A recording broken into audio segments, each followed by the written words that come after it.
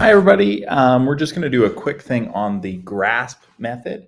And basically, all it is just a way of organizing uh, word problems, which we're going to be doing a lot in physics, just so we can organize our thoughts. And it's super easy to mark and super easy just to keep your brain organized as things get harder.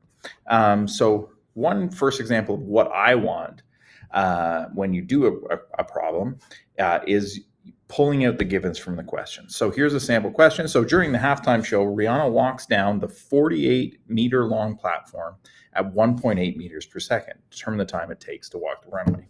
Okay, so the first thing that I'm going to do is I'm going to pull out all the relevant information. So the first thing I'm going to look at, so they walk down the 48-meter long runway. And so that would represent its displacement or distance. So because it's velocity, I'm going to use it as displacement is equal to 48 meters.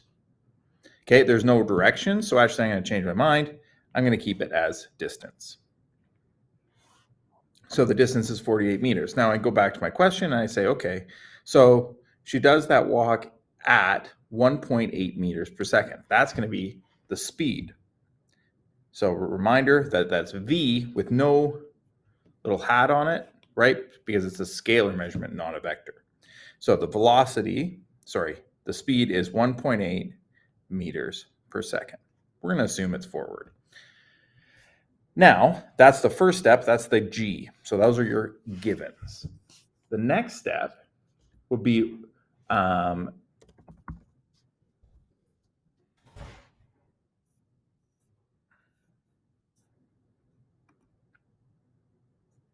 the required. So what are we asking to find?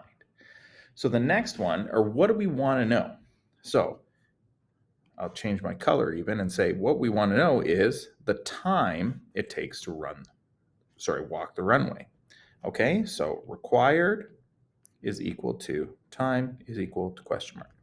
You don't need to put these things in.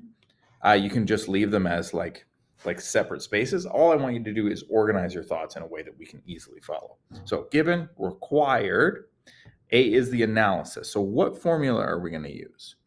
So we know that velocity is speed is equal to distance over time. And so we're going to use this formula. The solution is the next step. And the solution is I'm going to rearrange the formula. So I can either do this one of two ways.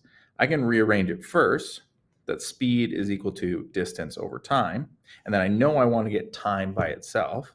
So I can just switch this over here, multiply V times T is equal to D, and then rearrange one more step that T is equal to D over V. Okay, and what I'm doing here is I'm just doing the opposite operation. So this is dividing over here, so that means I have to do multiplying over here, and vice versa. If it's multiplying here, in order to get it to the other side, I need to divide everything by T. By V. So now I'm going to get this equation here. Then I can sub it in, and I can say that time is equal to 48 over 1.8, and that's going to be 26.6 seconds. So time is 26.67 seconds. Okay, so that's my solution. And then the last step would be the paraphrase or my therefore statement, saying therefore Riri takes 26.67 seconds to walk the runway. And that's it. Okay, just going back, what you can do is you can just plug in the numbers right away here. So V is equal to D over T. So I can sub in 1.8 is equal to 48 over T. And then I can rearrange it just with those numbers in there. Some people find that easier. So 1.8 T is equal to 48. T is just equal to 48 divided by 1.8. Still going to get us the same answer of 26.67. You only have to do one of these. I'm just showing you that I don't really care whether you put the numbers in first and reorganize, or if you reorganize and then put the numbers in. Okay, so those are two different ways. You just need to pick one of each. Okay, and that's the GRASP method.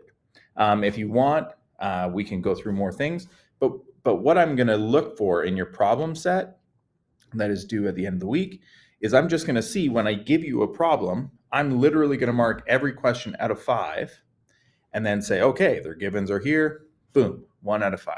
So if you don't know anything that you're doing and at least can throw in the givens or take what is in the problem out, you get 1 mark. 1 mark for saying what you're looking for, 1 mark for using the right formula, 1 mark for doing the right solution, and then 1 for making the therefore statement. So you would get 5 out of 5 for this problem. That's what I'm looking for when you do your problem set. Okay, good luck, and I hope that helps.